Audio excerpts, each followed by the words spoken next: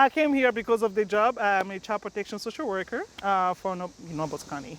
When I moved here, I just saw a different place. Like, there's different cultures, different races, different communities here. It's like a small village. I have never had this experience in the cities. Walmart, it started out of a need that was inspired by my children. My son, particularly, Eliel, and we talked about it and it was over. So here I am busy with whatever I do. Came one day to hand me out a book, how to turn $100 in $1 million. He said, Mom, see, look, I told you. You can sell toys, you can sell at school. That's why in the book it mentions. So he said, I was gonna do it, but you say you were gonna help me to start a business and you haven't even done it. I knew you were not gonna do it. Ah, this is my personality. When somebody tells me I cannot do it, it's like they put wings for me to fly and go do it. Like you put fire on me, like, hey, get it done. So I started figuring out. I say, I better show my son that I can do this. I can do this. I can do a business. I can start a business. And then I started looking around and finding different resources, interviewing small businesses. Then I asked my kids, like, okay, tell me, what type of business do you want? They said, well, we want something like, they told me the bigger store, like bigger stores. I looked at them, I'm like, I thought this kid wanted to sell like just toys. But first of all, let's sit and see what are the needs in our community. And I realized that there was no African store here, African food store, grocery store, none. There's Hispanic, Asian, and all that. So I told him, I said, well, right now this is the need. This is what we have to get started.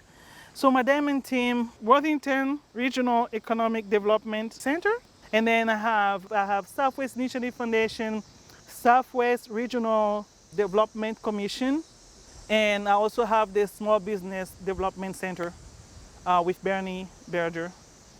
Those are my team and my family and the community. Those are my diamond team.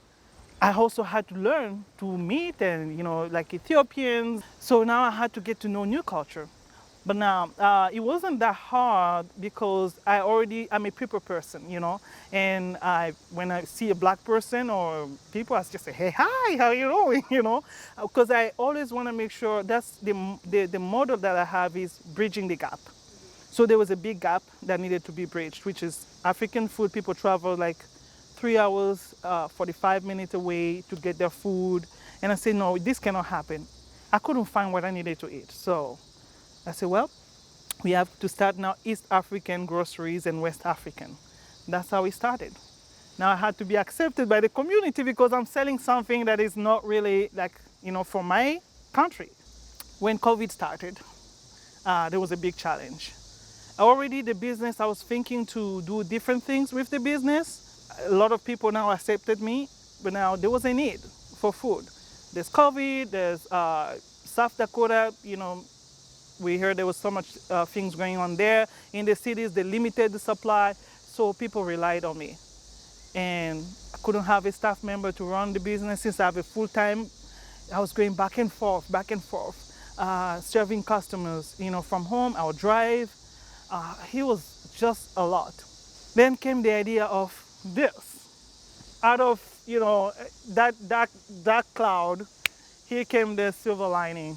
Oh my goodness. I was so scared to take this path because I didn't know how it's gonna look like. I was so scared.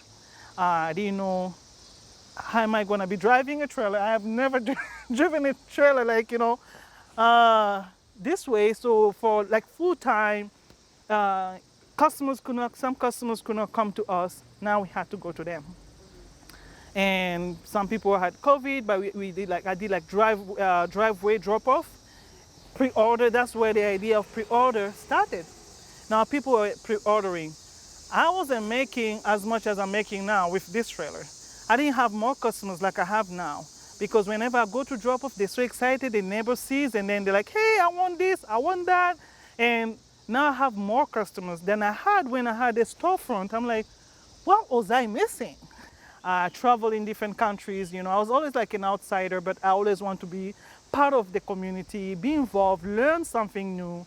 Yeah, so with Walmart, we are one stop to knowledge, culture. It's not just food. We don't just sell food. We sell more than food. It's leading people to resources in the community, whatever they need. It's more than just that. It's just not receiving money. It's about serving the community. That's the model. I don't know if it's unique, but I believe it's unique. You know, they say also that you don't have to brag about what you do because that means it's not really good. But I have confidence in what I do. That's the story about Walmart.